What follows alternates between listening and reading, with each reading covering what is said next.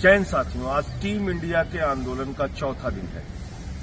3 रातें इसी संसद परिसर में एक ही आवाज लगाते रहे हम लोग कि प्रधानमंत्री जी सदन में आइए और मणिपुर की हिंसा पर जवाब दीजिए। देश का एक हिस्सा जल रहा है।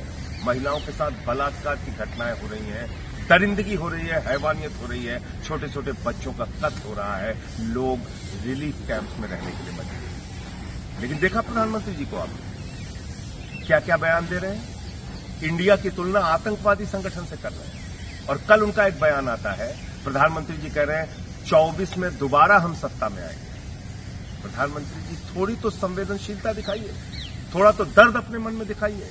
देश का एक हिस्सा जल रहा है, आपसे लोग सवाल पूछ रहे हैं, आप जवाब देने के लिए तैयार नहीं। अभी भी आपको चिंता है 24 की, कैसे दोबारा सत्ता में आएंगे।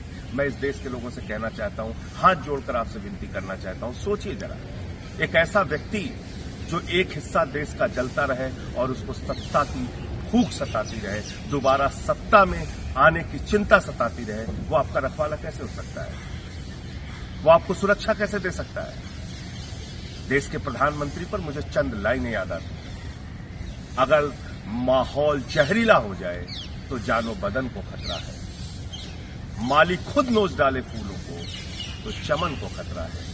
औलाद निकम्मी हो जाए तो धन को खतरा है। सरकार निकम्मी हो जाए तो वतन को खतरा है। इस वतन को, इस मुल्क को ऐसी निकम्मी सरकार से खतरा है जो इतनी बड़ी हिंसा, दरिंदगी और हैवानियत के बाद भी खामोश है। आइए हम सब मिलकर मोदी सरकार को जगाएं और उनसे मणिपुर पर जवाब मांगे।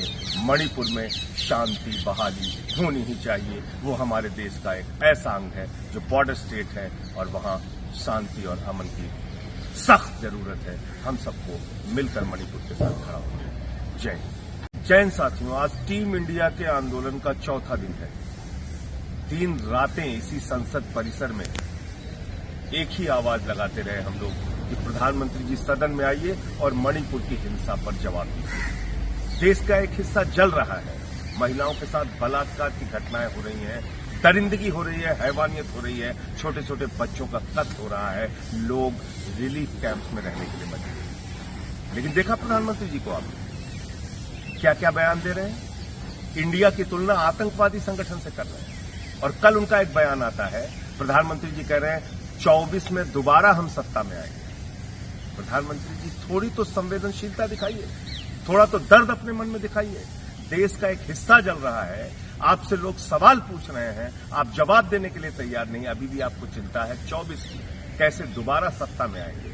मैं इस देश के लोगों से कहना चाहता हूं, हाथ जोड़कर आपसे विनती करना चाहता हूं, सोचिए जरा, एक ऐसा व्यक्ति जो एक हिस्सा देश का जलता रहे और उसको सत्ता की भूख सताती रहे, दोबारा सत्ता में आने की चिंता सताती रहे, वो आपका रखवाला कैसे हो सकता है? वो आपको सुरक्षा कैसे दे सकता है? देश के प्रधानमंत्री पर मुझे चंद लाइनें याद आती हैं। अगर माहौल जहरीला हो जाए तो जानो बदन को खतरा है। माली खुद नोच डाले फूलों को तो चमन को खतरा है। औलाद निकम्मी हो जाए तो धन को खतरा है। सरकार निकम्मी हो जाए तो वतन को खतरा है। इस वतन को, इस मुल्क को ऐसी निकम्मी सरकार से खतरा है जो इतनी बड़ी हिंसा, दरिंदगी और हैवानियत के बाद भी खामोश है। आइए हम सब मिलकर मोदी सरकार को जगाएं और उनसे मणिपुर पर जवाब मांगे। मणिपुर में शांति बहाली होनी ही चाहिए। वो हमारे देश का एक ऐसा अंग है जो बॉर्डर स्टेट है और वहां शांति और अमन की सख्त जरूरत है। हम सबको मिलकर मणिपुर के साथ खड़ा होना है। जय हिंद।